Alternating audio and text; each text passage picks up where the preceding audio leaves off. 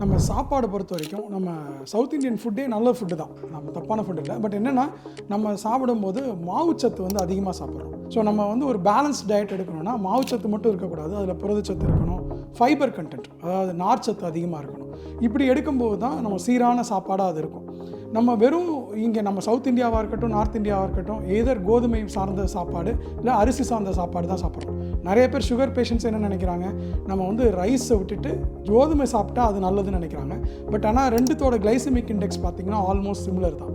So நம்ம வந்து நம்மளோட மெயின் கான்செப்ட் என்னவாக இருக்கணும்னா மாவுச்சத்தை கம்மி பண்ணிவிட்டு புரதச்சத்தையும் நார்ச்சத்தையும் நம்ம உணவு வகைகளில் அதிகப்படுத்தணும். அது எப்படி பண்ணலாம் அப்படின்னு பார்த்தீங்கன்னா காய்கறிகள் நிறையா சேர்த்துக்கிறது சாப்பாட்டில், அப்புறம் தானிய வகைகள் அதிகப்படுத்தணும். அதே மாதிரி ஹோல் ப்ரோட்டீன் அப்படின்னு நம்ம பார்க்கும்போது வெறும் பருப்பு வகைகள் பத்தாது. அப்படின்னா நம்ம என்ன பண்ணணும், இப்போ நான்வெஜ் சாப்பிடக்கூடியவங்களாக இருந்தாங்கன்னா அவங்க வந்து முட்டை எடுத்துக்கலாம். முட்டை வந்து ரொம்ப அருமையான புரதச்சத்து, ஒரு 6 கிராம் ப்ரோட்டீன் வரும் ஒரு முட்டை சாப்பிட்டா. அதே மாதிரி சிக்கன், தோல் இல்லாத சிக்கன், அப்படி இல்லைன்னா மீன், இது சாப்பிட்றது மூலமாக புரதச்சத்து கிடைக்கும். டயட் கான்செப்டை வந்து நம்ம வந்து ஸ்கூல் காலேஜ் லெவல்லேருந்தே கொண்டாடணும். அப்போ தான் வந்து இந்த சேஞ்ச் வரும். Protein is important, fiber is இம்பார்ட்டன்ட்ன்றது குழந்தைகள்கிட்டேருந்து நம்ம சொல்லிக் கொடுக்க ஆரம்பித்தா தான் அந்த சாப்பாடு நடைமுறை வந்து நம்ம டே டு டே ரொட்டீனில் மாறும்னு நான் நம்புகிறேன்.